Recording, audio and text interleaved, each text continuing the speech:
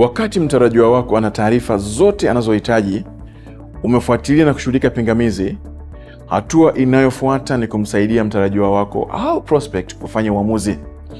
Uamuzi wa kujiunga na timu yako kama mgavi au mteja. Tunaita hii ni kufunga. Katika New Life tunaamini njia bora ya kufunga ni kwa kusema ukweli tu, kujali na kufanya kile ambacho ni bora kwa mtarajiwa wako au prospect. Hata hivyo, mara nyingi mtarajiwa wako atahitaji usaidizi wako katika kufanya maamuzi. Kwa hivyo, lazima ufuatilie mauzo. Najua hili linawezekana kuweza kukusumbua. Kwa hivyo, hapa kuna mifano ambayo michache itatusaidia kujibu maswali ya kufunga au kukuongoza. Ikiwa hii inaonekana vizuri na unahisi kuwa sawa, nitakusaidia kuanza leo. Ningependa kufanya kazi nawe. Au, je, una jambo lingine unalohitaji kujua ili uanze leo? Kufunga ni sanaa, sio sayansi. Kwa hivyo ujue kuwa kila mtu na matarajio husonga kwa kasi kitofauti. Watu wengine watakuwa tayari kuanza mara moja, wengine watachukua muda mrefu kufanya uamuzi. Tumia mtazamo wako na ukumbuke, huu ni uhusiano. Biashara na mahusiano huchukua muda kujenga.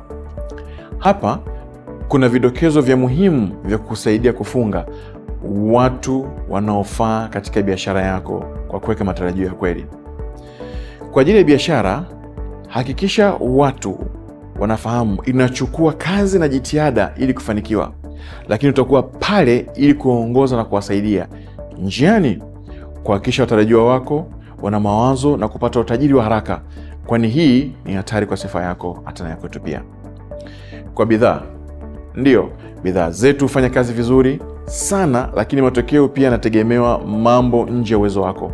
Mambo kama vile mtindo wa maisha, tabia na matumizi ya kila siku ya bidhaa. Kwa hivyo usizidi kuahidi matokeo kuliko kawaida. Kwa muhtasari tu, shirikisha bidhaa na fursa na watu wapya kila siku. Kuwa hodari katika kufuatilia mara nyingi inavyohitajika na ujasiri katika kushughulika pia na vingamizi vyovyote. Fanya vyema katika kufunga kwa kuwasaidia watu kufanya uamuzi wa kujiunga au kuwa mteja wa kufanya mauzo kwa wakati ufao. Tumefurahishwa na safari yako ya New Life na tunatazamia mafanikio yako.